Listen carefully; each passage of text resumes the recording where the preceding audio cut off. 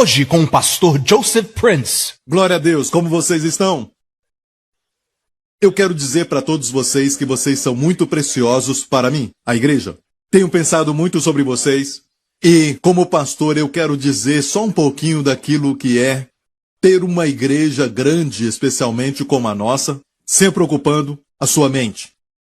Quando eu penso na igreja, eu penso em como o Senhor vê a nossa igreja e onde nós estamos. Deus tem nos abençoado de tal maneira, damos graças que Ele tem nos dado um crescimento em todas as áreas da nossa vida. Ele tem aumentado a nossa igreja numericamente e também Ele tem aumentado as famílias da igreja. As famílias estão crescendo. Amém. Muitos têm crianças e agora temos também crescido financeiramente, porque sabemos muito bem que temos uma missão da parte de Deus que requer de nós finanças, certo? E eu olho para tudo isso e falo comigo mesmo, o que é que Deus quer de nós, especialmente como igreja? Eu não quero errar. E muitas vezes, quando preparo a minha mensagem, eu fico pensando nisso. Eu fico até sobrecarregado, porque eu quero me assegurar que a mensagem que eu tenho é de Deus. E eu não quero pregar baseado no que eu vejo. As pessoas estão bem, aparentemente. Você diz oi, eles dizem oi, e muitas vezes com tanta alegria. Mas não dá para julgar, baseado somente na aparência. Amém? Não podemos ver o que está lá dentro. Talvez a pessoa está chorando agora mesmo. Talvez alguém está passando por lutas, com um diagnóstico ruim de um médico. Talvez aqui tenha alguém com um filho que está doente em casa. E a pessoa se preocupa. Então é importante que a palavra venha direto do Senhor. E é isso que me deixa muitas vezes sobrecarregado, porque eu sempre tenho falado para aqueles que são pregadores, quando falo com eles sobre pregar ou ensinar, eu digo sempre que é muito importante não julgar ou pregar de acordo com a aparência das pessoas. Porque se você tem uma palavra do Senhor, você tem que falar isso. A palavra de hoje, eu honestamente te digo que eu não queria pregar isso, e eu vou falar por quê mais tarde. Deus já tinha me dado essa mensagem faz um tempo, e eu na verdade não queria me expor aos críticos e também não queria ter as pessoas fazendo comentários, algo assim. Então eu comecei a preparar uma outra mensagem. Algo que é muito mais o meu estilo. Eu me preparei o dia inteiro e eu estava bem preparado, mas quando chegou a meia-noite, bem tarde da noite, eu não estava feliz. E eu me ajoelhei e perguntei ao Senhor por quê, e Ele me disse, eu te dei uma mensagem e você não quer pregar. E você não vai ficar feliz, ninguém vai saber se você não pregar, e é isso que eu quero falar aos pregadores. Não podemos pregar somente porque é a hora de pregar. Temos que alegrar uma pessoa, e esse é o Senhor.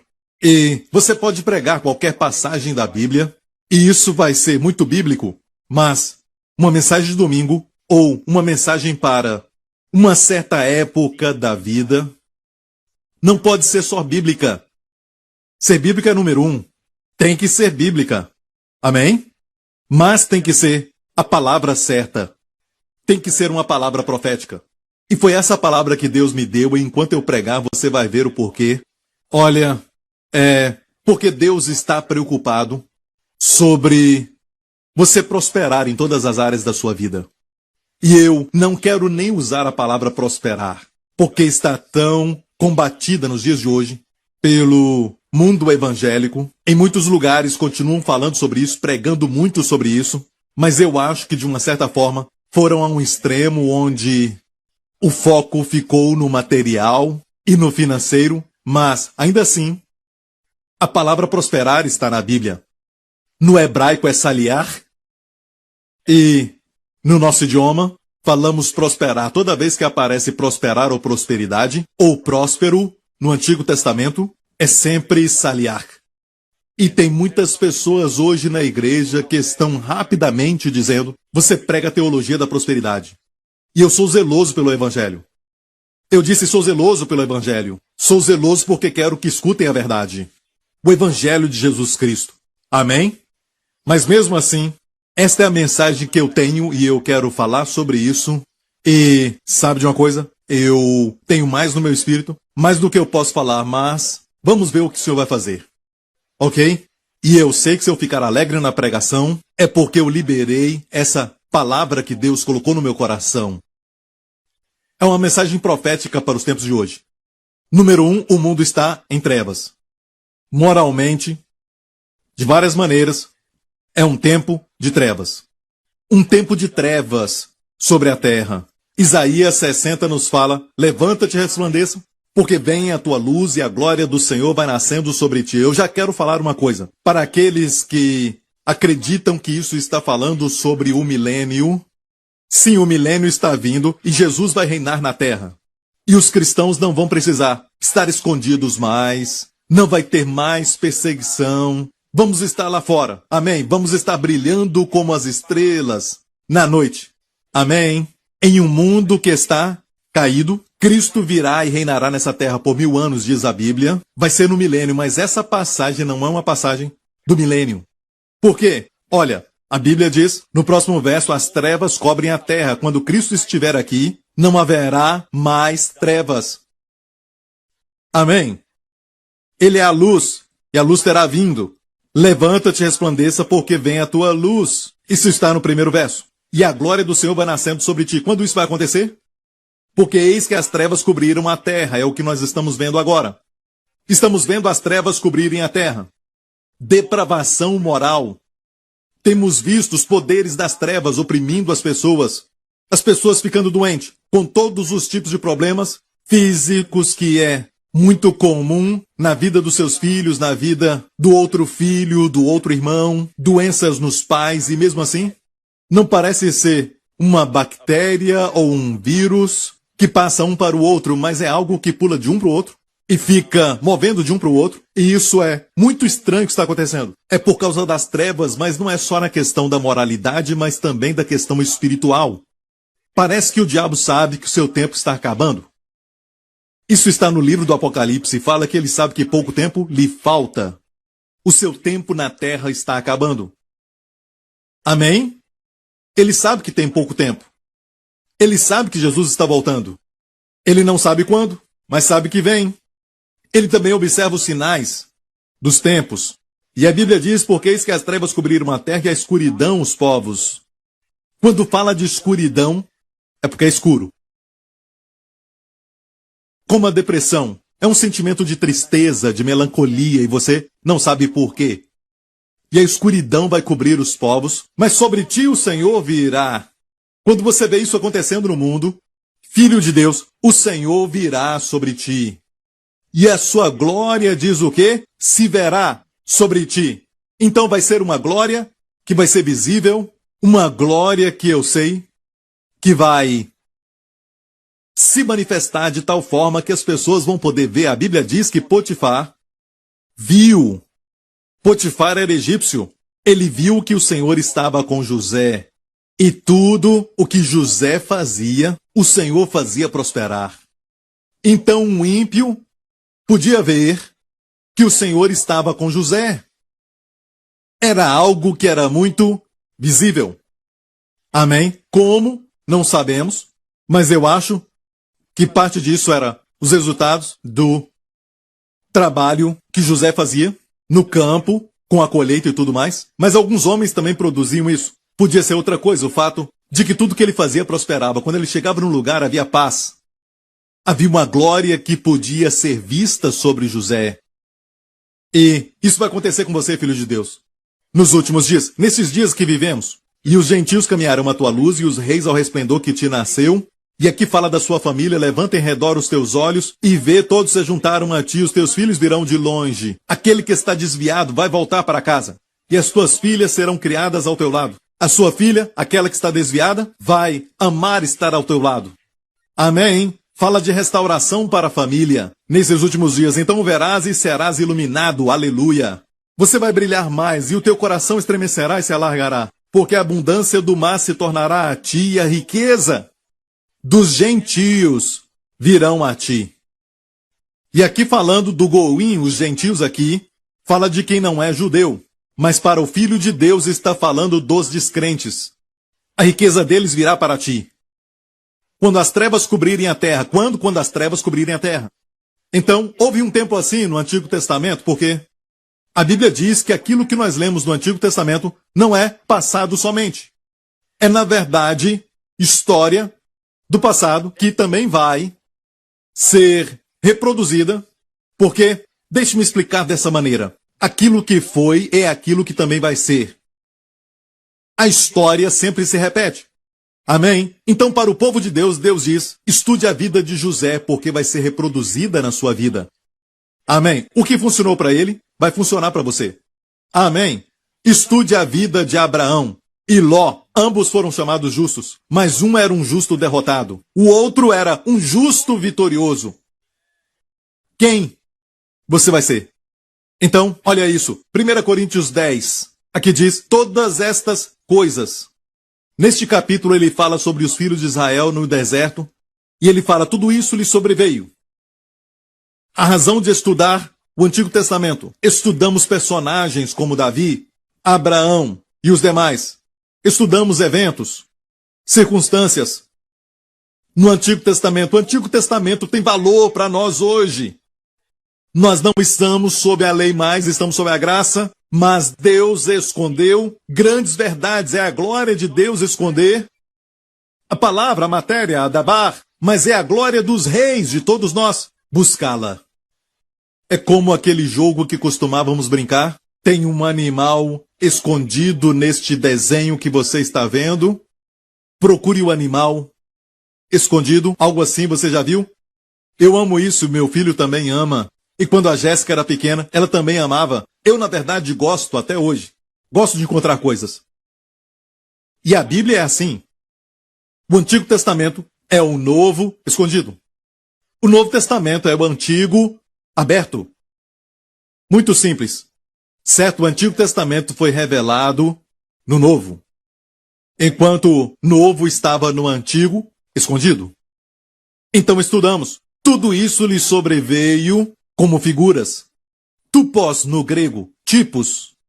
Tudo aconteceu e não vamos fazer exatamente como fizeram, mas o princípio que eles aplicaram corresponde a nós. Tudo tem um significado, amém? Então o que aconteceu com eles aconteceu como figuras para quem?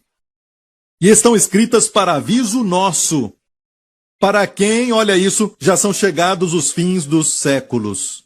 Foram escritas para nós. Para quem já são chegados os fins dos séculos. Nós somos a igreja que está vivendo o fim dos séculos. Então, o que aconteceu no Antigo Testamento aconteceu para nós, como exemplos para nós.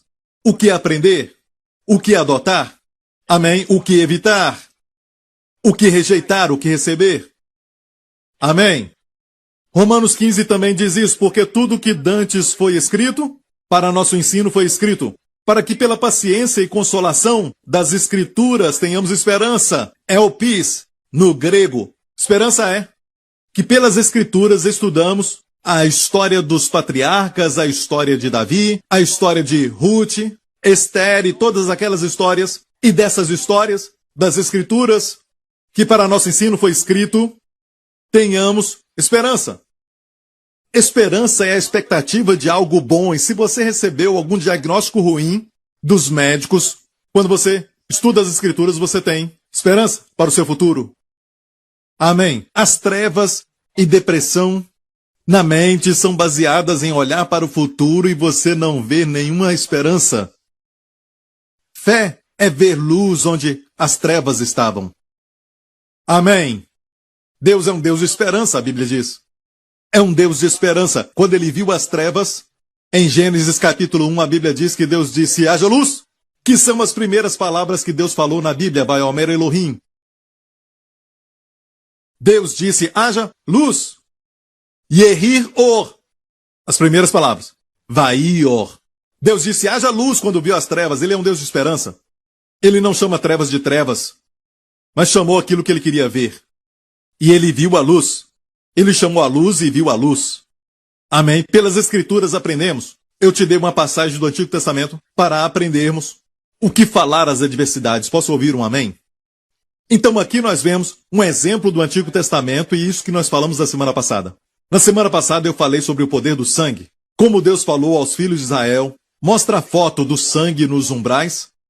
Deus falou para eles colocar o sangue nos umbrais das portas. Amém, na parte de cima da porta. E na moldura dos dois lados. Você viu, eles tinham que fazer isso? Então preste atenção nisso, o sangue não estava do lado de dentro para eles verem. E muitas vezes nós queremos sentir que confiamos no sangue. Será que eu tenho fé no sangue? Deus está se agradando com a minha fé? Eu fico sempre duvidando, eu não sou um crente muito forte. Ei, para de olhar para si mesmo, o sangue não é para você ficar vendo. O sangue é para Deus ver. E Deus disse, quando eu ver o sangue, eu passarei por cima. Não permitirei que o destruidor entre na sua casa. Então a minha fé está no Senhor Deus. E se Deus diz, quando eu ver o sangue, eu vou passar por cima, então Deus é que tem que ver o sangue, não eu. Porque só Deus sabe o valor e a preciosidade do sangue do seu filho. Então não importa, meu amigo, não importa quão grande a sua fé é, ou quão fraca a sua fé é, mas é uma questão se você confia na fidelidade daquele que prometeu. Então, as pessoas de grande fé confiam muito mais na fidelidade daquele que fez a promessa. E por isso tem fé nele. Você pode ter grande fé neste pregador, que ele vai fazer um milagre na sua vida, mas a sua fé não vai estar firmada em um fundamento sólido. Não é uma base sólida, uma base firme. Mas se eu tenho pequena fé, na pessoa certa, até a orla da sua veste traz cura. Então, amigo, não é uma questão de segurar firme a sua promessa. E nem uma questão do toque fraco. Não é questão de conhecer completamente Jesus, mas a pessoa certa. Pare de olhar para a sua fé e comece a olhar para aquele em quem você confia. O sangue era para ele. Se pararmos aqui, já estaríamos felizes. Lembre-se sempre que a obra de Cristo trouxe a salvação e te salvou. Isso é muito simples. A obra, diga obra, de Cristo na cruz te faz salvo. Mas é a palavra de Deus, o que ele disse, quando eu ver o sangue passarei por cima, que te dá certeza. Amém? Alguns não têm certeza, mas são salvos. Mas perdem tempo com ansiedade e preocupação. Então quando olhamos, nós vemos a cruz, certo? Para mim isso estava falando da cruz, porque na verdade Deus sempre viu a cruz. E estava escondido naquela época, quando ele visse o sangue. Então o anjo da morte não podia entrar nesta casa, porque ali havia alguém morrido. Amém? É uma figura da cruz. Posso ouvir um amém? E nessa história Deus diz que o cordeiro tinha que ser morto. É a primeira vez que fala isso. Entre duas noites, em algumas versões fala que isso acontecia de madrugada. Certo, mas a palavra ali no plural, é entre duas noites. E houve somente um evento que aconteceu em 2 noites. Quando Jesus morreu, ele foi crucificado às 9 da manhã e morreu às 3. E quando ele morreu entre 12 e 3 da tarde, foi a primeira noite. Mas isso não é a noite, certo? Mas houve um eclipse. Deus cobriu a terra. E não era um eclipse, mas Deus cobriu a terra. E isso foi documentado até mesmo nas histórias chinesas. Naquela época, as trevas cobriram a terra, não só Israel, mas a terra, por 3 horas, quando o sol da justiça se tornou pecado. Com o nosso pecado. Deus cobriu a terra. E às 3 horas, quando ele morreu, ele deu então o seu último respiro. Amém? Morreu. Como oferta pelo pecado. Nossos pecados. A Bíblia diz que a luz voltou de novo. Amém? Um pouco antes dele dizer está consumado, houve luz de novo. Ou seja, a oferta foi aceita. Ele disse está consumado. Amém? E desceram o corpo dele. Isso foi um pouco antes das 6, quando o dia do judeu estava começando. O sábado começava. Então, ali era uma outra noite. Então Deus estava profetizando em Êxodo 12, quando falou da primeira Páscoa, a morte do seu filho, o único que morreu entre 2 noites. E aqui falamos sobre o sangue de Jesus, eu falei sobre o meu testemunho, sobre a minha filha, a linha que fizemos contra as abelhas, a história daquele homem assassino que matou crianças e como eu fui o professor da criança que foi sequestrada e foi liberada. Nós falamos disso da última vez. Mas algo também aconteceu, por quê? Por que olhamos para esse evento? Porque aconteceu no período de densas trevas. Logo depois do acordo que Faraó fez. Deixe os filhos, vocês vão e adorem a Deus. Ele disse a Moisés. Moisés disse não. Amém? E, por causa disso, veio a praga dos gafanhotos. Depois disso, ele falou de novo. E dessa vez, foi a praga antes da última praga, a morte dos primogênitos. E a praga antes da morte dos primogênitos, a praga que foi a penúltima, foi trevas. Olha o que aconteceu em Êxodo 10. Deus disse, trevas que se apalpem. E Moisés estendeu as suas mãos e houve trevas espessas. Em toda a terra por 3 dias não viam um ao outro, e ninguém se levantou do seu lugar por 3 dias. Mas os filhos de Israel tinham luz em suas habitações. Olha bem isso, quando as trevas cobrirem a terra, está cobrindo a terra. Amém? O povo de Deus vai ter luz nas suas habitações. Quero te falar algo. Essa luz é sobrenatural. Por que eu digo isso? Porque se todas as casas dos egípcios e ainda o palácio de Faraó estavam em trevas, exceto as casas dos filhos de Israel. Se fosse luz natural, Faraó e os egípcios podiam acender uma luz. Resolveria o problema. Mas essas trevas, Deus disse que se apalpavam. Trevas espessas eram sobrenaturais. Trevas malignas. Mas os filhos de Israel tinham luz nas suas casas. É uma figura das nossas famílias. É uma figura das nossas famílias no fim dos tempos. Vamos então seguir a ordem de Deus. Amém? Quando as trevas cobrirem a terra. Sim, isso é muito triste porque essas trevas querem tomar os nossos filhos, os adolescentes, os jovens e também toda a nossa família às vezes. Mas se formos fiéis, até no fim dos tempos, Deus vai mostrar a diferença entre os egípcios e os filhos de Israel. Amém? Então nós falamos sobre o sangue, como o sangue é importante. Sem derramamento de sangue não há remissão de pecados. Jesus tomou o cálice na noite em que foi traído, instituindo a Santa Ceia. Ele disse, este cálice é o cálice da nova aliança, diga nova aliança, no meu sangue, que é derramado por muitos para a remissão dos pecados, não para ter consciência dos pecados, para a remissão dos pecados, para apagar os pecados, para perdão dos pecados. Muitas vezes essa palavra perdão nas versões, certo? É na verdade remissão. Para pagar os pecados, mas às vezes somos conscientes do pecado e não pensamos que foi pago, mas pensamos que está em nós. Isso é participar indignamente. Quando você acha que está em você, quando na verdade ele já pagou por isso. Hoje, outra verdade que podemos aprender para nós e para as nossas famílias, para um tempo de trevas. Aquela praga das trevas, a Bíblia diz que durou 3 dias e Faraó ainda endureceu seu coração. E a Bíblia diz o seguinte, Deus falou para Moisés, vá a Faraó e diga para ele, ainda haverá mais uma praga. E desta vez, o choro vai ser tão grande em toda a terra do Egito, como nunca antes. Deus deu a ele muitas chances, 10 pragas. Mesmo assim, ele endureceu seu coração, mentindo, prometendo algo, depois voltando atrás, endurecendo o coração. A Bíblia diz que ele endureceu o coração e depois da soberania de Deus, Deus o endureceu. É algo que é terrível olhando para um homem que endurece o coração para Deus, sabendo que é Deus. O que podemos aprender disso? Êxodo 11. O Senhor disse, ainda uma praga trarei sobre Faraó, a última praga. Depois vos deixará ir daqui, e quando vos deixar ir totalmente, a toda pressa vos lançará daqui.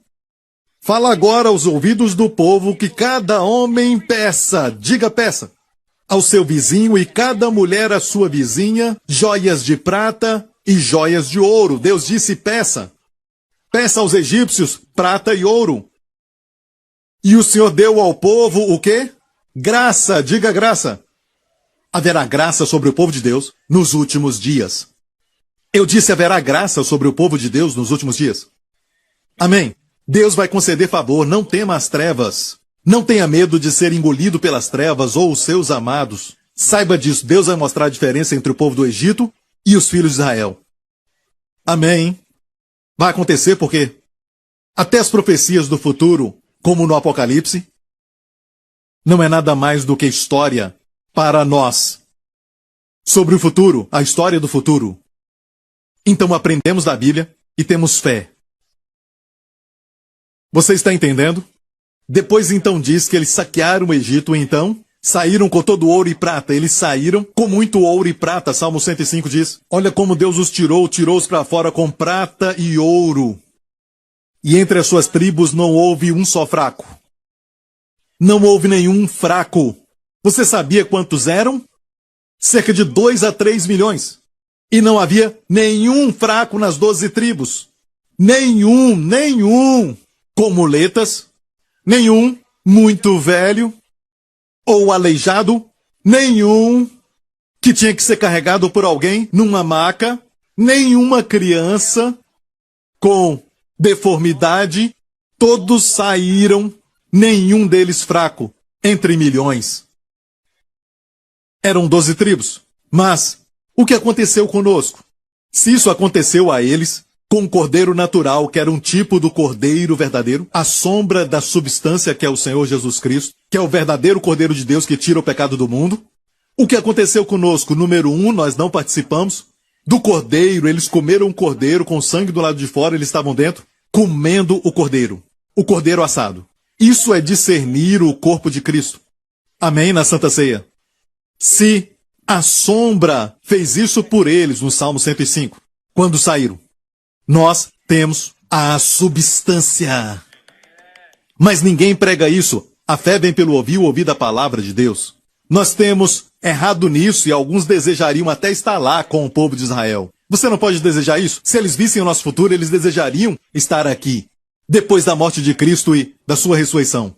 Amém? O Messias já veio, eles queriam estar onde você está.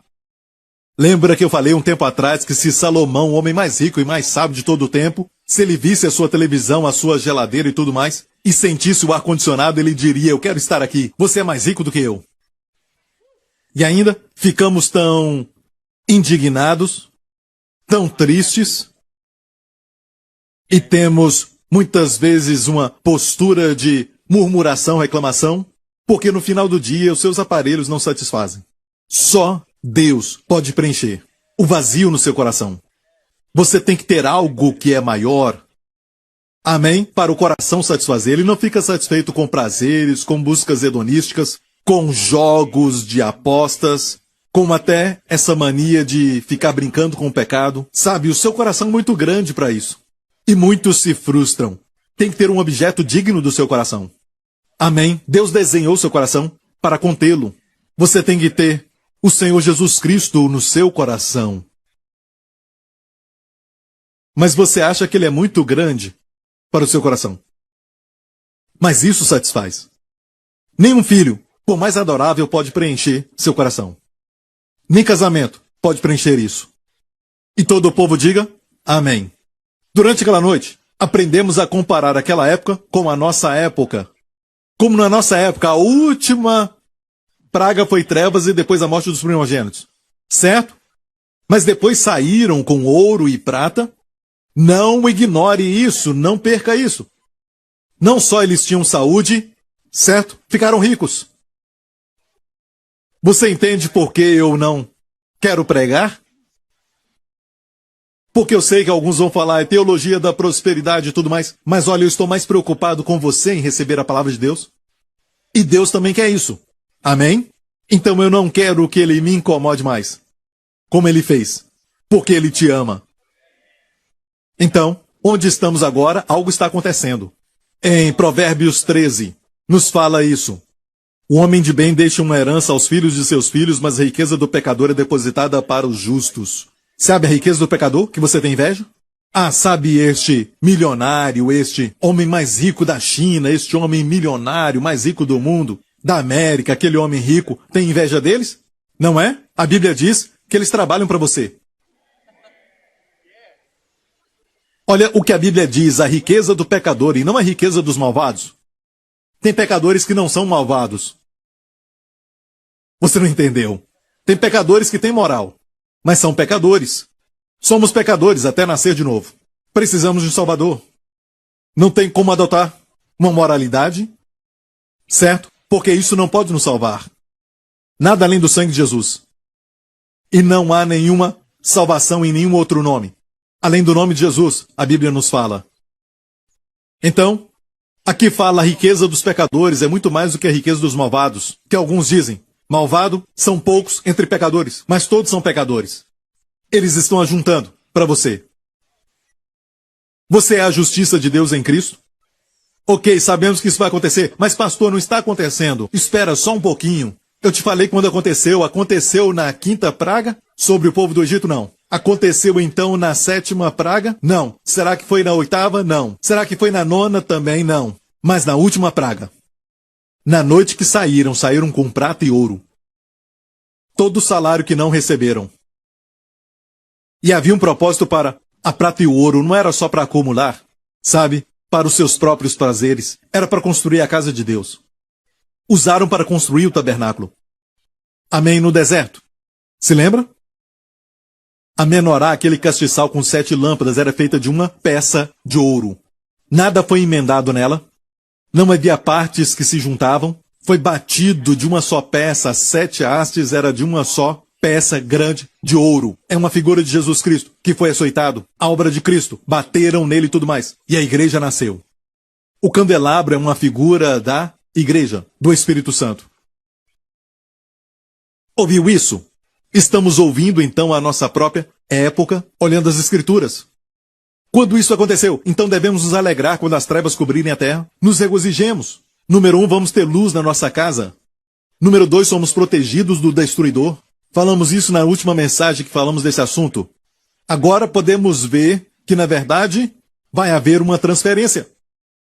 A riqueza dos pecadores é guardada para os justos. Provérbios 28, verso 8, que aumenta os seus bens com usura, juros altos e extorsão, ajunta-os para o que se compadece dos pobres. Para quem se compadece do pobre. Mas aqueles que vivem ajuntando e vivem tirando vantagem dos outros, amém? Existem. Eles existem. Grandes empresas que se aproveitam dos pobres. Eu li sobre um certo lugar, na Bolívia, onde tem essa montanha, que você pode, e de fato por muitos anos, talvez por mais de 200 anos, podiam tirar prata de lá. E de fato a maior quantidade de prata no mundo, uma certa época, saiu daquela montanha. E como muitos morreram, até religiosos que iam para essa montanha, iam extrair a prata e acabaram morrendo porque respiraram aquelas partículas que são prejudiciais. Muitos deles morreram antes de completar 50 anos. Por causa dos pulmões. Mas as empresas ficaram muito ricas. Com muito dinheiro. Bem, tudo isso, essas coisas que acontecem, Deus disse, vai dar para aquele que se compadece dos pobres no final. Está me ouvindo? Se prepare, igreja. Eclesiastes 2. Porque ao homem que lhe agrada, Deus dá sabedoria e conhecimento e alegria. Olha o pastor Lawrence. Este é o homem que agrada a Deus. Vocês podem dizer, pastor, só porque ele é muito bom, ele é legal. Ele é bom, ele é legal, mas todos nós agradamos ao Senhor. O que faz isso? O sangue de Jesus. Sendo justificados pelo seu sangue. O agradamos agora. Então, Deus dá para o homem sabedoria, conhecimento e alegria. Mas ao pecador, Deus dá trabalho. Esta é a missão para o pecador. Olha a missão que Deus dá para o pecador. Ao pecador, ele dá trabalho para que ele ajunte e amontoe, a fim de dá-lo àquele que agrada a Deus. E ele continua dizendo que também isso é vaidade e desejo vão. Eles trabalham, e Deus diz, ok, agora é chegada a hora de transferir isso. Deus é o Senhor dos céus e da terra. No final, tudo pertence a Ele. E tudo vai voltar para Ele.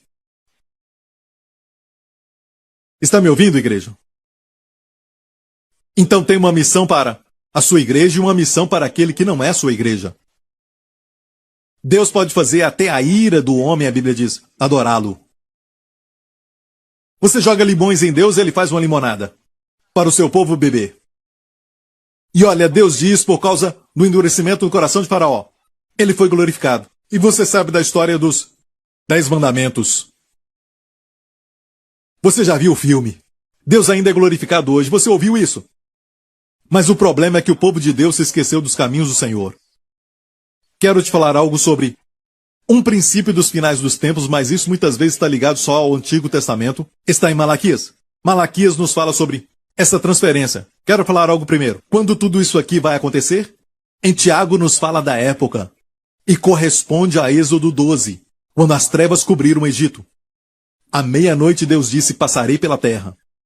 Quando eu ver o sangue, e olha isso, na hora mais escura. Quando isso vai acontecer, essa transferência, muitos cristãos dizem, não vai acontecer na nossa geração. Outro pode dizer, não aconteceu na geração do meu avô. Sim, a transferência não aconteceu, mas vai acontecer na nossa geração. Por que eu falo isso? Olha a época, e fala claramente em Tiago 5, fala no verso 3, o vosso ouro e a vossa prata se enferrujaram. Deus está falando a todos os pecadores mundanos, os ricos profanos, os ricos que não têm nada com Deus. Deus então fala, o vosso ouro e a vossa prata se enferrujaram, a sua ferrugem dará testemunho contra vós e comerá a carne como fogo. Entesourastes para os últimos dias. Viu isso? O que quer dizer entesouraste para os últimos dias? Entesourastes, a Bíblia interpreta a Bíblia, para a transferência. Algo vai acontecer, não vai ser ilegal, não se preocupe. Vai ser legal. Posso te falar algo? Se eu for transferir a minha riqueza para alguém, tem que ser para alguém fiel. Eu não vou dar para alguém que não é fiel. Estou certo? Vamos aprender de Jesus, o nosso Senhor, que deu a sua vida por nós, porque Ele nos amou. Jesus mesmo disse, em Lucas, capítulo 16. Jesus disse, quem é fiel no mínimo, também é fiel no muito. Agora, não olhe só isso, tirando do contexto, dizendo, viu, se você é fiel em coisas pequenas, Deus vai te dar coisas grandes. Parece bom esse princípio geral, mas o mínimo aqui é dinheiro. O contexto fala de dinheiro. Essa passagem toda aqui fala sobre dinheiro. Jesus disse, se você não é fiel no uso do dinheiro, e a Bíblia chama o dinheiro de mínimo, aos olhos de Deus. Mas olha, é um meio de uma troca. Só é bom para a terra. Aquele que é fiel no mínimo, também será fiel no muito. E quem é injusto no mínimo, também é injusto no muito. Pois se nas riquezas injustas não fostes fiéis, dinheiro. As pessoas erram no dinheiro por causa da injustiça. Alguém disse ver dinheiro no chão e um homem bom pegar é um bom dinheiro. Mas se um homem mau pegar é dinheiro ruim. A Bíblia não fala isso, a Bíblia fala que o dinheiro é injusto. Porque é usado na maioria das vezes de forma injusta. Está sujo. Mas você pode fazer algo com ele. Pode santificá-lo. Você pode santificá-lo. Como fazer isso? Dizimando. Por isso eu não queria pregar isso. Eu estou falando de algo que Deus mandou pregar. Porque Ele te ama. Se você acha que a sua vida está difícil, financeiramente, porque tudo acontece e você não tem nenhuma explicação. O devorador está devorando. Talvez essa é a resposta. Deixe-me falar mais uma vez o meu estilo. Isso não é mandamento, mas é para aquele que recebe. Então, descanse, respira. Ninguém está pedindo o seu dinheiro. Certo? E tem autoridade moral para pregar isso porque eu não recebo salário dessa igreja. Pensa nisso um pouco. Eu não recebo salário dessa igreja. Algo que eu e a minha esposa decidimos tempos atrás. E continuamos firmes. Não porque a diretoria não quis, mas eu acho que isso me dá o direito de falar isso. Mas eu acho que cada pastor deve ser pago pela igreja. O que funciona para mim não é regra geral. Não faça uma regra, não. Faça isso se faz parte de uma diretoria de igreja. Isso não é normal. Não faça isso com seu pastor. Mas te digo isso. Tem como santificar a riqueza injusta. Sabe como? Vamos ver em Romanos. E se as primícias são santas, também a massa, o resto é. E se a raiz é santa, também o ramo são. Sabe o que Deus está dizendo com isso? Tudo o que você quer que seja santo, sabe o que é santo? Santo é separado para Deus. Como na sua casa. O vaso sanitário não é santo. É de uso comum. Certo? Mas sua esposa gosta de alguns vasos e coisas preciosas, e onde que ela vai guardar isso? Não vai ser em cima do vaso sanitário perto do papel higiênico. Onde coloca? Num lugar especial. Muito bem guardado, certo? Ou numa gaveta, num lugar seguro, estou certo?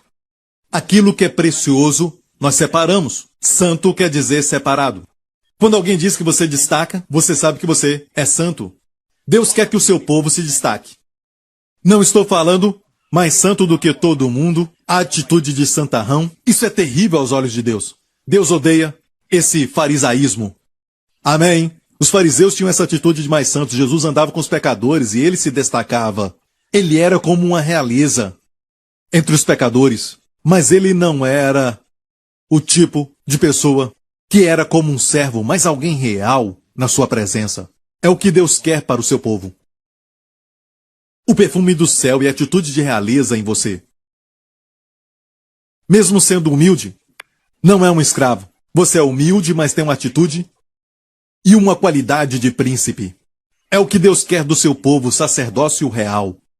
Essa é a santidade que te destaca. Olha isso. Como santificar a riqueza injusta? Bem, aquilo que é santo, as primícias, seja qual for, as primícias de qualquer coisa, o seu tempo, talvez a sua energia, seja o que for, que você dá 10% dinheiro, se a primícia é santa, o que acontece com os 90%?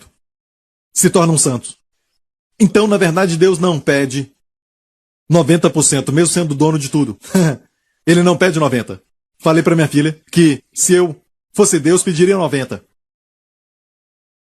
Porque 90% é mais, eu sou Deus. E você vive com 10%. Seria justo.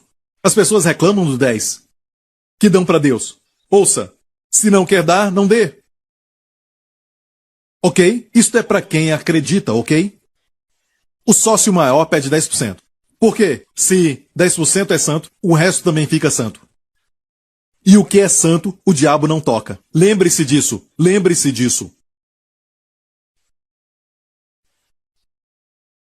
Olha. Voltando ao que Jesus falou. Pois se nas riquezas injustas não fostes fiéis, verso 11, quem vos confiará as verdadeiras? Uau! Sabe? Tente pensar no caminho de Deus, não como o mundo pensa. Deus ajuda aqueles que se ajudam. Onde está isso na Bíblia? Não, a Bíblia não diz isso. Foi Benjamin Franklin. Deus ajuda quem não tem ajuda. Não podemos nos ajudar. Se descobrirmos isso, vamos orar. Vamos depender mais dele. Amém? Outro fato é este. Bem, se Deus pode confiar em você e você é fiel na igreja, você é fiel nos cultos, Deus vai te dar dinheiro, Ele vai trazer dinheiro para você. Não é o que a Bíblia diz. Você não entendeu nada? A Bíblia diz não. Não fala isso. Outros dizem isso. Sabe? Se você gosta de fazer alguma coisa, o dinheiro virá. Se você gosta de esportes, você investe nisso e viaja para assistir a Copa do Mundo e tudo mais. Você gosta disso. Isso é verdade natural, mas não foi o que Jesus falou na palavra. Jesus disse, onde está o seu dinheiro, o seu tesouro, vai estar o seu coração. Mesmo se eu não quero, eu coloco meu dinheiro ali, meu coração vai seguir. Se eu colocar o meu coração, meu dinheiro nas coisas de Deus, amém? Meu coração vai seguir. Se eu te der dinheiro, meu coração vai atrás de você. Pense nisso, medite. É o oposto de alguns pensamentos e a sabedoria do homem. Olha bem, Jesus na verdade disse, se você não é fiel no uso do dinheiro primeiro, Deus não vai te confiar as verdadeiras riquezas, sabedoria e coisas assim, porque você não sabe lidar com dinheiro. Bem, na mente de Deus, dinheiro é o mínimo. Mostra que você é fiel. Espera aí. Prega, Pastor Prince, aleluia, amém, yeah! Isso foi forte. Ok. Deixe-me falar isso. Pare para pensar na mente de Deus. Ele disse, se você não é confiável no mínimo, dinheiro, quem vai te confiar as verdadeiras riquezas? Ministério, sabedoria, posição, honra, dignidade. Sabe, essas são as verdadeiras riquezas. E se no alheio não fostes fiéis, quem vos dará o que é vosso? Deus disse, trazei os dízimos, não disse, me paga os dízimos. Há uma diferença. Trazei é porque já é dele. Trazei. Se eu te dou meu carro, eu digo, traga o meu carro. Certo? Não vou dizer, me paga o meu carro. Vou te pagar o carro. Não. Não faz sentido você estar trazendo de volta aquilo que é meu. E Deus disse, trazei. Então, se você não é fiel naquilo que é alheio, quem vai te dar o que é seu? Tem pessoas que querem o ministério seu, mas não são fiéis ao ministério que servem agora. Deus sempre te coloca debaixo de alguém. Antes de Eliseu ter o seu ministério, ele andou com Elias. E Eliseu teve porção dobrada daquilo que Elias tinha. Mas ele foi fiel e até lavou as mãos de Elias. E eu creio que essa é uma poderosa verdade. Na igreja, eu vejo que toda vez que há um problema com alguém na igreja, geralmente com um líder, quando eu falo um problema, é um problema que causa problema para outros. O pastor Prince nunca checa o dízimo de ninguém. Nunca mesmo. Olha para mim. Olha bem aqui. Eu nunca chequei o dízimo de ninguém. Nunca. O relato dos dízimos vem para mim. Pelos outros. Eu nunca pedi para ver nenhum relatório de dízimo. Nunca vi o registro de ninguém. Até o dia de hoje. Posso aconselhar alguém que serve à igreja e eu o conheço muito bem, e talvez está com problema financeiro, está passando dificuldade, eu oro por ele, dou conselhos para ele. Mas olha, às vezes não funciona e eu tento aquilo por meses e meses, e eu ligo para essa pessoa, converso com ela, e oro por ela, e me pergunto o que está acontecendo. E de repente na nossa conversa eu pergunto para ele, você está dizimando? E a pessoa começa a rir, ah, sobre isso, e sabe, quando me manda um relatório, exatamente naquele mês que começou a sua finança cair. O relato mostrou que, 1 ou 2 meses antes disso acontecer, ele tinha parado. Isso não é incrível? É um fenômeno. Se a primícia é santa, a massa também é. Os cientistas falam que usamos 10% do cérebro. Já ouviu isso? 90% não usamos. Fica parado. Um desperdício. Então, o quê? O quê? Eu vi aqui, alguns nem usam 10%. E se você der esse 10% para Deus? A massa, o resto, se torna santo. Há um segredo aí. Você está entendendo? Olha, anos atrás, eu li sobre um experimento feito por um homem que era um malhador. Ele pegava o trigo, o juntava e malhava. E fazia biscoitos com aquilo. Seu nome é Perry. E o que aconteceu foi que ele escutou seu pastor pregar este verso: se o grão de trigo não cair na terra e morrer, ele fica sozinho. Mas se morrer, ele gera muito fruto. O que aconteceu foi que ele fez o experimento, é chamado do grande experimento sobre o dízimo. Isso foi até mesmo publicado na revista Times. Se procurar a revista Times na internet, você vai ler tudo isso. E eu tenho uma reportagem de tudo isso aqui, quero ler essa reportagem. Veja o que o repórter disse. Perry disse isso. Perry Hayden, o homem que teve essa revelação, foi um experimento sobre o dízimo. Num domingo de manhã, dia 22 de setembro de 1940, eu ouvi uma pregação sobre João 12, 24. Se o grão de trigo não cair na terra e morrer, vai ficar sozinho. Se morrer, vai trazer muito fruto. Sendo um malhador e interessado em provar que aquilo que Deus fala é verdade, eu fui levado a fazer algo na quinta seguinte que já foi escutado no mundo inteiro. Eu plantei 360 mudas de trigo em 1 polegada cúbica.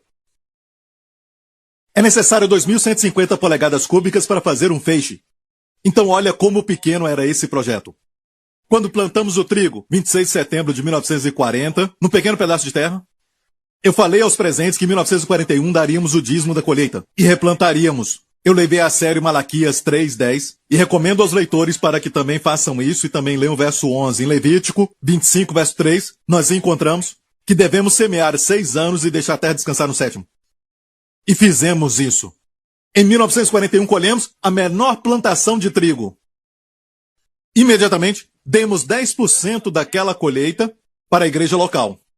Fizemos isso. E plantamos o restante daquilo em setembro de 1941. No verão de 1942, recolhemos então a segunda colheita. E a colheita foi 55 vezes mais, ou 70 libras. Demos o dízimo de novo e plantamos o restante, ou seja, 63 libras no terceiro ano consecutivo, com a participação de Henry Ford. Você sabe quem é? Aquela marca de carro, um dos primeiros milionários no mundo. Amém? Companhia Ford, ok? Ele se envolveu com isso, porque Henry Ford também era cristão e dizimista. Olha bem, outras pessoas se envolveram com este experimento. R.D. Tonel, aquele que tem uma grande indústria ou fábrica. Amém? Heinz, que tem os produtos Heinz. Kraft, aquele do queijo, eram dizimistas. E também o Sr. Rockefeller. Provavelmente, o primeiro, se fosse no mundo de hoje, trilionário. Além de Salomão. Ele disse isso: eu não seria capaz de dar o meu dízimo do primeiro milhão se eu não tivesse dizimado o meu salário, que era 1,50 por semana.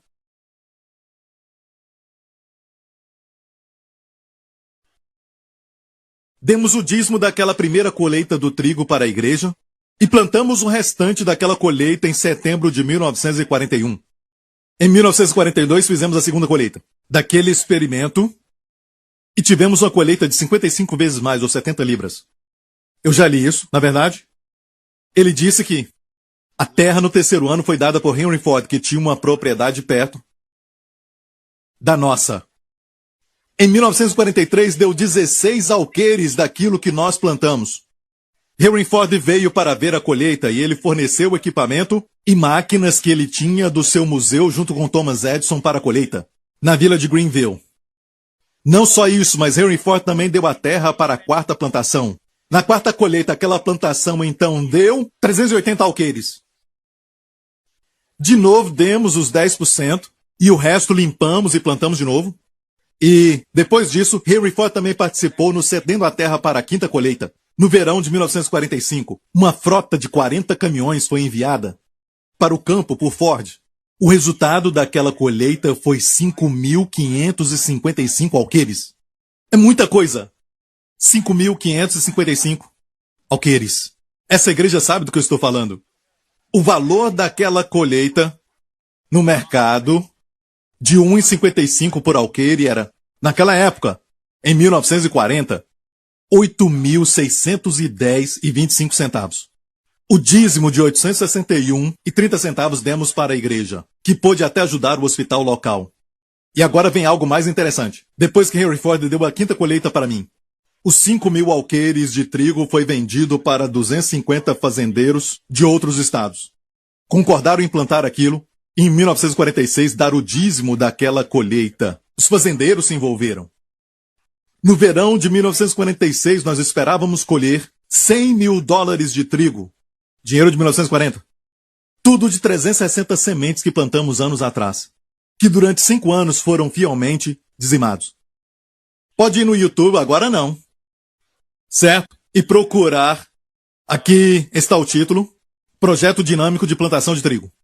Você pode assistir isso. Tem vários vídeos ali. Esse é de 1 minuto, mais ou menos. E este outro aqui, Experimento de Plantação de Trigo, é maior, de 45 minutos. Você vai ver Henry Ford nesse vídeo. Você vai ver Henry Ford, vai ter o testemunho também do Mr. Heinz e tudo mais. E você pode tirar um tempinho para assistir este vídeo. Mas voltando ao assunto, igreja, escute. Deus é muito rico, Ele é o dono do ouro e da prata. E Ele quer que você seja abençoado. Você sabia disso? Sabe, o mundo lá fora, certo? Vive dizendo, a igreja fica falando do dízimo porque quer o seu dinheiro. Graças a Deus, porque eu falei agora mesmo que eu tenho essa autoridade, certo? Mas te digo isso, igreja, não é uma questão de enriquecer a igreja, mas enriquecer a você. Porque este é o caminho de Deus. E nesse experimento não ficaram com lucro. Tudo ia para a igreja. E a igreja até deu para o hospital. Então, igreja, este é o caminho de Deus. Se você é fiel naquilo que é alheio, Deus vai dar aquilo que é seu. Por muito tempo eu pensei que Malaquias está se referindo ao dízimo no Antigo Testamento, certo? E eu já falei para você que não é. E vou provar por quê. Olha bem, Israel está afastado de Deus. E Deus diz para Israel, volte para mim. Vamos ler isto, ok? Em Malaquias. Vamos ver o verso 7. Ok. Deus disse, tornai-vos para mim e eu me tornarei para vós, diz o Senhor dos Exércitos, mas vós dizeis em que havemos de tornar. Próximo. Roubará o homem a Deus, todavia vós me roubais e dizeis em que te roubamos, nos dízimos e nas ofertas. A resposta de Deus, não é interessante? Deus disse, tornai-vos para mim. E perguntaram, como nos tornaremos? Deus disse, nos dízimos e ofertas. Isso não é estranho? Quando falamos, volte para Deus, Senhor, estou aqui. Mas Deus disse, tornai-vos para mim, eles disseram, em que havemos de tornar? Obviamente ainda estavam no tabernáculo, ainda estavam no santuário, estavam lá. Deus disse, tornai-vos para mim. Como tornar? Deus disse nos dízimos e ofertas. Por quê? Vós me roubais. Roubar quer dizer, pertence a ele. Certo? E diz, com maldição sois amaldiçoados. Não diz. Aqui não está dizendo que Deus amaldiçoou. Olha a linguagem. Deus não disse, eu amaldiçoo vocês. Deus disse, vocês estão amaldiçoados. Deixe-me explicar. A maldição veio quando Adão e Eva caíram. Deus falou então, uma maldição não para Adão e Eva, mas Deus falou uma maldição para toda a terra e em Satanás. Em Satanás primeiro, depois na terra, trará espinhos e cardos. Tudo na terra está amaldiçoado. E por isso Deus disse que até no passado colocava uma semente e ia crescer, sem nenhum trabalho. Amém. Foi assim que Deus quis, mas agora do suor do teu rosto comerás o pão. Com estresse, você vai receber o seu salário hoje. O suor é a maldição. Não o suor físico, mas o estresse. Para ter pão sobre a mesa. E vocês que são ricos, podem dizer, bem, eu sou muito rico. Mas isso é para você também. Cuidado para que você não ajunte para os outros. E é possível prosperar só financeiramente e viver de aparência. Casamento falido, família destruída, arrasada. Ou você tem problema no seu corpo. Isso não é prosperidade de Deus. Deus quer que você prospere em todas as áreas.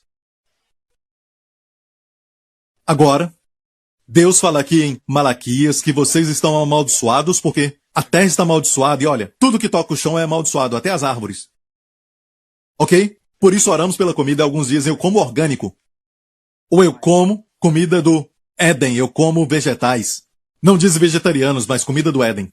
Antes da queda, o que você está dizendo é que a terra não caiu? Você está dizendo que você voltou ao Éden como se a terra não tivesse caído. Tenta se remir com a sua própria força. Comendo. Não, a terra caiu.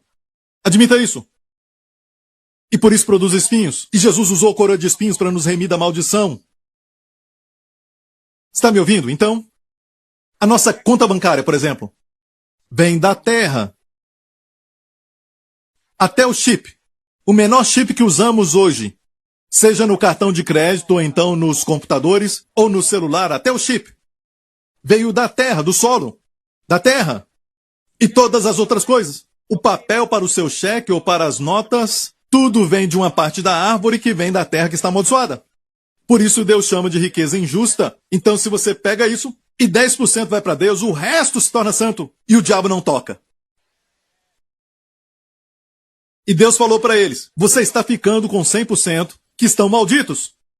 Com maldição, uma maldição específica ele fala, que fala do jardim. E essa revelação, se ouvir alguém pregar, saiu da fonte original aqui.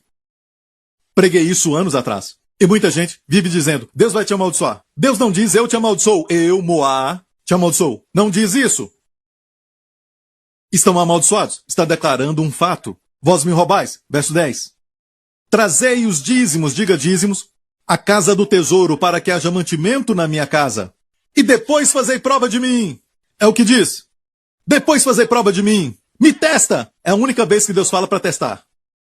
Aqueles homens fizeram o teste. Certo, naquele experimento. Olha, e Deus disse, depois fazei prova de mim, diz o Senhor dos Exércitos. Se eu não vos abrir as janelas dos céus, a última vez que isso aconteceu, as janelas foram abertas e choveu durante 40 dias e 40 noites. Então quando você dizima, a bênção chove 40 dias e 40 noites depois de dizimar.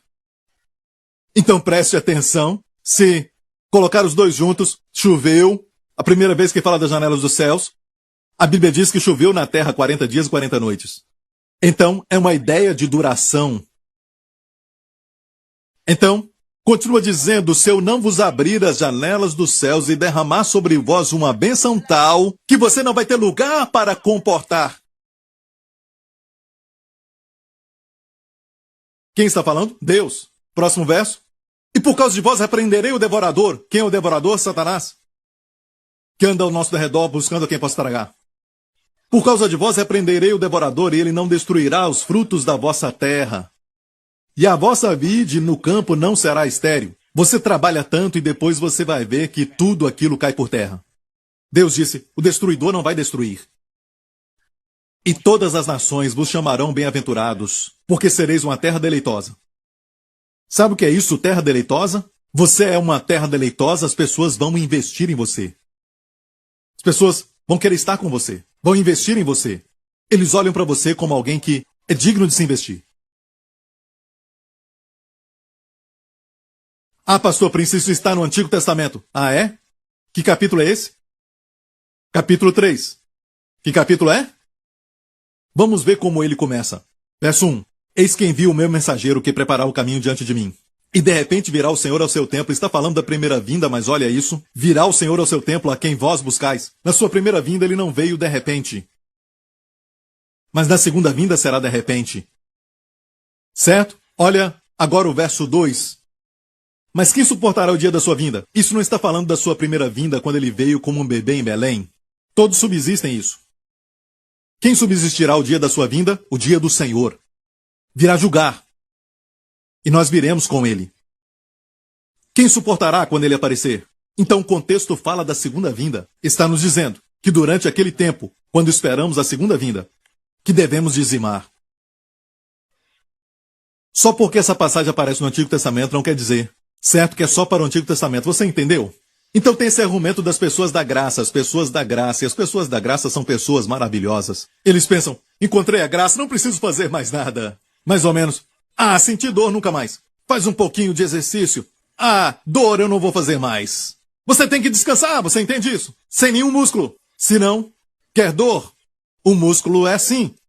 Certo? E as pessoas da graça têm essa ideia sobre descanso. Tudo que tem a ver com uma disciplina. Isso não é descanso, não é. Eu nunca preguei isso. Eu nunca disse isso. Eu falei que descanso não é falta de atividade. Descanso é atividade direcionada pelo Espírito. Então peça ao Senhor, que tipo de exercício que o Senhor quer que eu faça? Talvez não seja correr. O Senhor vai te falar, faça caminhadas. Talvez todo dia não é para você. Vai te ferir, então Deus fala, faz 2 vezes por semana. Escute o Senhor. O Senhor pode dizer, faça aquele exercício, aquele outro exercício ou este exercício. Escute o Senhor e faça. Direcionado pelo Espírito. Mas fica em casa assistindo televisão, você vai se sentir mal e não vai se sentir descansado. Está descansando, mas não sente isso. Não obedeceu ao Senhor.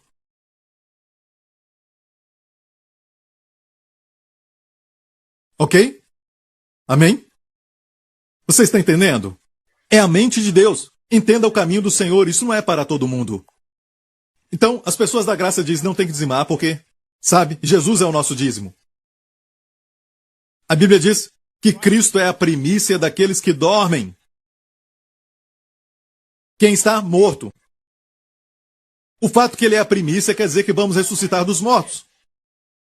Ok? Mas aqui na terra, até Jesus mesmo disse, quando repreendeu os fariseus em Lucas 11, ele disse, mas ai de vós, fariseus, que dizimais a hortelã, as ervas, a arruda e toda a hortaliça, e desprezais o juízo e o amor de Deus.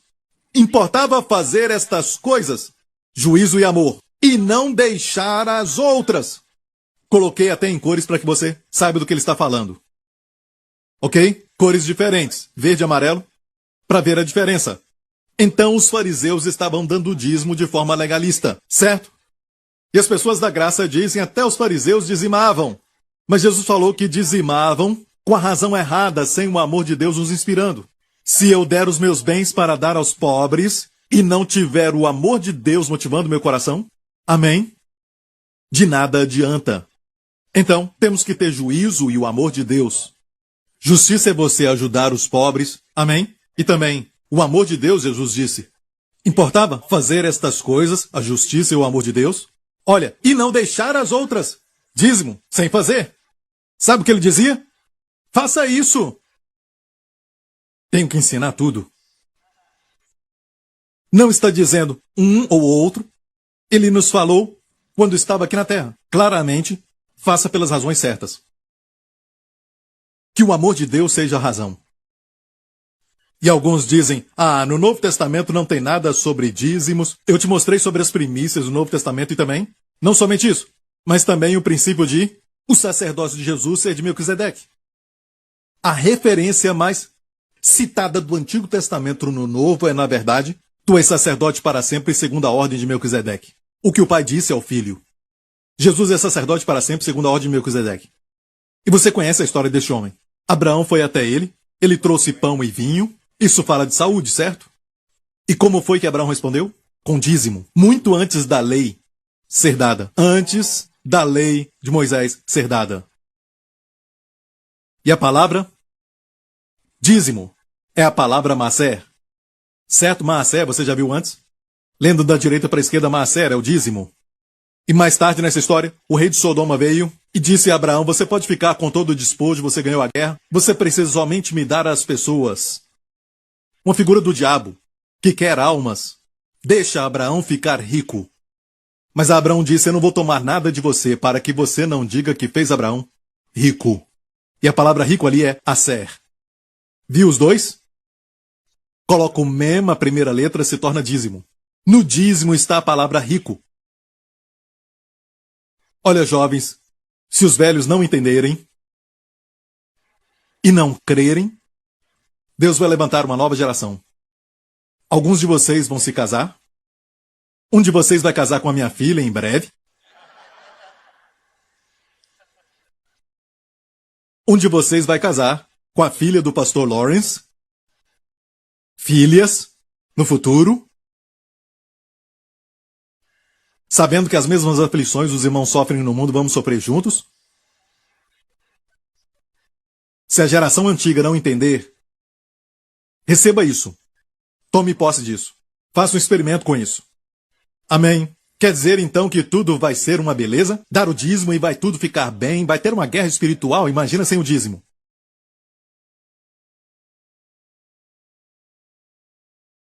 Imagina sem o dízimo. Depois que Abraão dizimou, sabe o que aconteceu? Já leu o próximo capítulo? Ele ficou com medo. Por quê? Ele tinha vencido alguns reis. Eles eram poucos, ele e os seus homens eram poucos, mas venceu vários reis. Ele ficou com medo de retaliação. E nenhum dos reis estava feliz com a derrota e ter os despojos tomados. E Abraão se preocupou, mas dizimou. Então, o Senhor apareceu para ele e disse, Abraão, não temas, eu sou o teu escudo. Eu sou o teu escudo. Magan, em hebraico, eu sou o teu escudo. E olha isso, também sou o teu grandíssimo galardão. Que galardão? Do seu dízimo? Olha, se você checar em hebraico a palavra galardão, na verdade é salário. Eu sou o teu grandíssimo salário. Seu bônus. Eu sou o seu magan. Eu sou o escudo que te cerca. Eu já vou terminar, escute isso. Vou terminar com isso. Escute bem isso. Principalmente as pessoas da graça. Certo? Vou falar este verso e já vamos terminar em Hebreus 7. Ora, sem contradição alguma, o menor é abençoado pelo maior. Ele estava falando de Abraão e Melquisedeque. Qual deles é o maior? O que abençoou ou o que foi abençoado? O que abençoou. Porque o maior abençoou o menor. E aqui, certamente tomam dízimo os homens que morrem. Ali, porém, aquele de quem se testifica que vive, Jesus recebe. E, povo da graça, que diz que não tem que dizimar, explica para mim este verso. Ali ele recebe o dízimo. Aqui homens mortais recebem dízimo, lá ele recebe. Ele já recebeu quando ele morreu na cruz e ele se tornou o nosso dízimo. Não se pode explicar assim porque no grego original isso não está certo. A palavra receber ali está na verdade no presente do particípio passivo, tempo presente. Agora mesmo, Jesus recebe os nossos dízimos. Ele é o nosso Melquisedeque, o verdadeiro Melquisedeque. E não tem nada a ver com a lei. Foi a lei então que na verdade oficializou o dízimo. Mas não dizimamos de acordo com a lei, dizimamos como Abraão dizimou. E a Bíblia então nos fala que Abraão, na verdade, recebeu de Melquisedeque pão e vinho, Santa Ceia. Nós recebemos a Santa Ceia hoje. Tem gente da graça que não toma Santa Ceia. Tudo que eles fazem tem algo errado. Só querem ficar sentados fazendo nada. Não é a graça que pregamos. Está entendendo, igreja? Servimos baseados na graça que Deus nos dá. Tem graça para cantar? Cante. Não tem graça para cantar? Por favor, nos ajude. Não, cante. E se você canta bem e a graça está lá, você pode cultivar a graça para ir de graça sobre graça, amém? Mas a graça tem que estar lá. Alguns têm graça para fazer dinheiro, sim. E seja o que for, fomos chamados para dizimar. É um segredo do final dos tempos. Vou terminar com essa história. Quando Israel voltou do cativeiro da Babilônia, não tinha muita gente. Neemias era o líder, governador. Então tinha que fazer tudo de acordo com o Senhor, reconstruir o templo. E quando o templo foi reconstruído, aqueles mais velhos começaram a chorar porque eles viram o templo de Salomão e não era nada como o templo de Salomão. Então eles choraram. Mas Ageu, o profeta, disse, não chorem, porque a glória da segunda casa vai ser maior do que a da primeira. Sabe quem entrou naquele prédio? Herodes também fez uma reforma nele, mas era o prédio que Neemias, na verdade, reconstruiu. Sabe quem entrou lá? Jesus Cristo. Mesmo sendo inferior na aparência comparado com o de Salomão, a glória da segunda casa foi maior do que a da primeira. Por quê? O Filho de Deus entrou ali.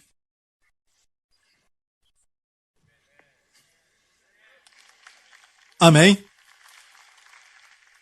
Depois, Neemias teve oposição quando reconstruiu as muralhas de Jerusalém. As muralhas eram para proteção. Ele foi oposto por, vamos ver isso em Neemias 2, o que, ouvindo o Sambalate, o Oronita, olha o nome do seu povo, Oronita, e Tobias, o servo amonita, lhes desagradou extremamente que alguém viesse a procurar o bem dos filhos de Israel.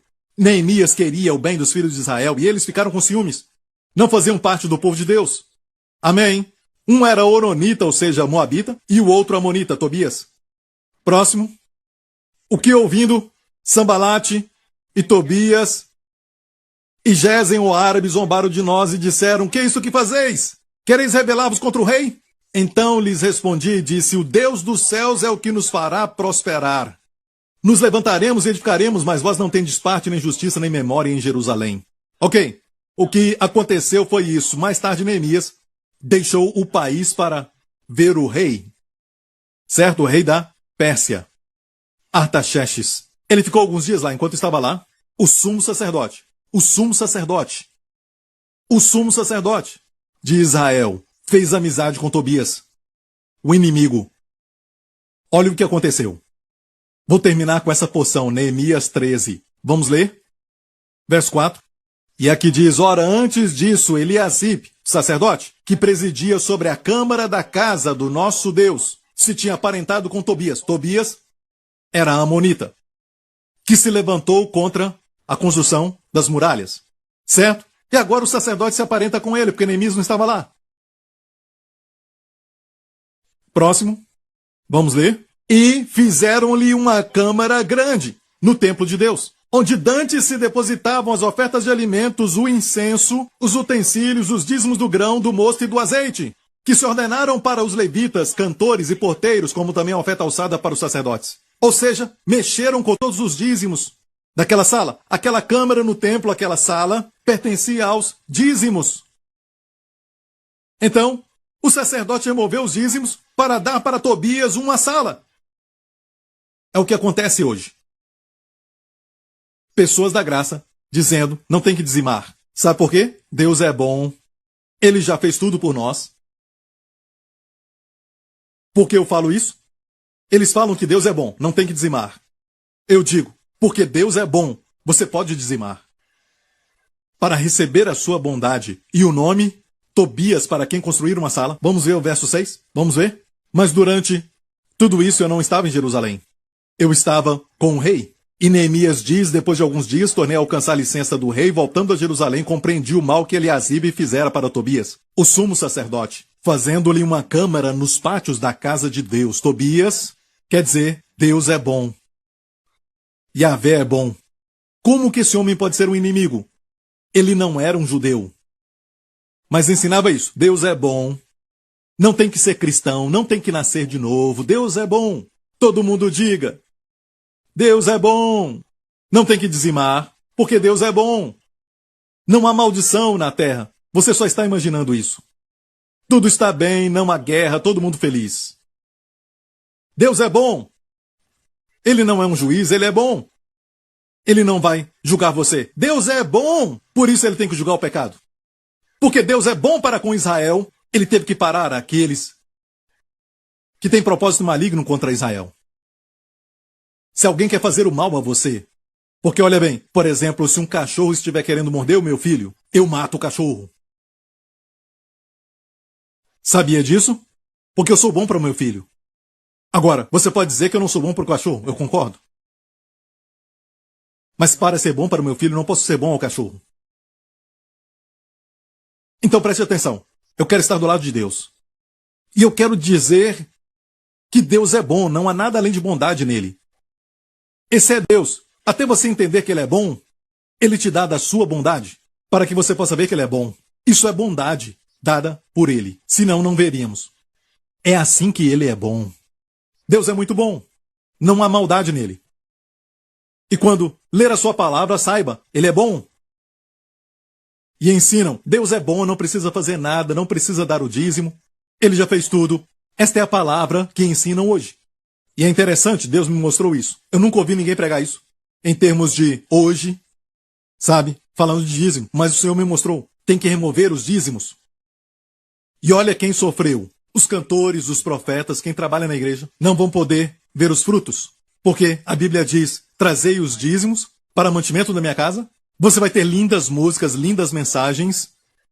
E o dinheiro é usado de um jeito prático. Para os levitas, os cantores. Quem trabalha na igreja. É por isso que não tem muitos lugares que tem boa adoração e uma boa pregação da palavra. Porque ninguém dá o dízimo. Porque foi trocado por Deus é bom. Mas eu digo que Deus é bom. Então, Neemias voltou e disse: o que muito me desagradou, de sorte que lancei todos os móveis da casa de Tobias fora da câmara. Joga fora! Amém! Joga fora aquilo que é do diabo, se ele vier a você dizendo, e fazer ele aparecer como se fosse melhor que Deus. Mas ele não era um judeu. Tobias não era judeu, era amonita. Não nasceu de novo.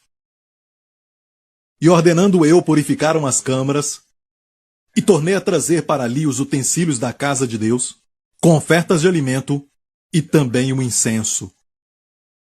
Também entendi que os quiões dos levitas não se lhes davam, de maneira que os levitas que faziam a obra tinham fugido cada um para a sua terra. Então contendi com eles, porque se desamparou a casa de Deus. Então todo Judá trouxe o dízimo do grão, do mosto e do azeite aos celeiros. Olha, na verdade, todos os nomes dos tesoureiros que Neemias colocou, eu tenho um nome para eles. Você vai encontrar nas minhas anotações pessoais dessa mensagem. Ok? O significado. Mas não tenho tempo para falar isso. Amém? Eu te obedeci, Senhor. Glória a Deus. Amém. Amém. Me sinto como Neemias, lançando fora tudo aquilo que colocaram no lugar do dízimo. Principalmente isso, Deus é bom e não tem que dizimar. Sabe? Deus é bom, por isso dizimamos. Porque ele pega só 10%, nenhum sócio pega só 10%. Sabe? Eles querem pelo menos 50%, ou 51%, no mínimo.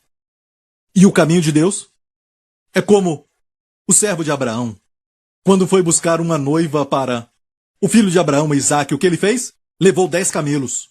Diga 10 camelos. Vamos ler isso rapidamente? Olha, ele pegou 10 dos camelos do Senhor. Quantos camelos? Mas na mente de Deus, no hebraico, a ideia de 10 é assim, porque todos os bens do seu Senhor estavam nas suas mãos. 10 representa tudo. Pegou 10 camelos e Deus diz, tudo o que era do seu Senhor estava nas suas mãos. Quando você dá 10 para Deus, olha aqui para mim. Sabe por que abençoa mais do que financeiramente? Porque o dízimo, quando você dá 10% do seu salário, alguns dão até mais. Mas isso é entre você e Deus. Mas 10 é o mínimo. Olha, quando dá 10%, não é só dinheiro. Representa as suas lágrimas, o seu suor. Todo o sacrifício que você faz no seu trabalho, quando você se sente, sabe, cansado, e também quando você vai para o trabalho, você sua e trabalha tanto, sabe? Talvez nem tanto, mas sua. Amém. Tudo isso agora é semente que volta para você como dinheiro. Certo? E quando você dá o dízimo dessa parte, não é somente mais dinheiro. Isso representa todo o mês que você trabalhou, seu esforço, seu inconveniente, seja o que for, e volta para você. Às vezes nem tem tempo para a família, está na semente. E por isso aquilo volta e abençoa a família. Então o dízimo não é só para finanças, ok? Então, ao sair desse lugar hoje, lembre-se, prosperidade não é só financeira. Pobre é o homem que é só rico financeiramente. E não tem nada mais. E todo o povo diga, dê a Jesus a glória e o louvor, aleluia, amém. Feche os seus olhos, cubra a sua cabeça aqui neste lugar. Amigo, se você está aqui hoje e nunca aceitou a Jesus como seu Senhor, quero te dar essa oportunidade. Amém. Faça essa oração comigo. Diga, Pai Celestial, obrigado por me amar. Obrigado por enviar Jesus para morrer na cruz pelos meus pecados. Eu creio que tu o ressuscitaste dos mortos quando fui justificado nele. Jesus Cristo é o meu Senhor e o meu Salvador. Eu te agradeço, pois aos teus olhos o sangue de Jesus já me purificou. Tu não vês pecados na minha vida. Nenhum pecado sequer. Ainda que eu seja fraco. Te agradeço, Pai, porque o Senhor não lida comigo, baseado no pecado, mas baseado na tua justiça. Amém. Sou grandemente abençoado, altamente favorecido, em nome de Jesus. Fique em pé. Se você fez essa oração, você não é mais um amonita. Não é mais um honorita. Você agora é um filho de Deus, um filho do Senhor, um herdeiro de Deus. Amém? As coisas velhas se passaram, tudo se fez novo. Levante as suas mãos aqui neste lugar. Que nesta semana o Senhor te abençoe e te guarde. Que Ele resplandeça o seu rosto sobre ti e te conceda graça. Que o Senhor levante o seu rosto sobre ti e conceda a você e aos seus familiares sua maravilhosa shalom, bem-estar, plenitude e paz. Em nome de Jesus. Você está protegido. Ele é o seu magã escudo. Deus te abençoe. Amém.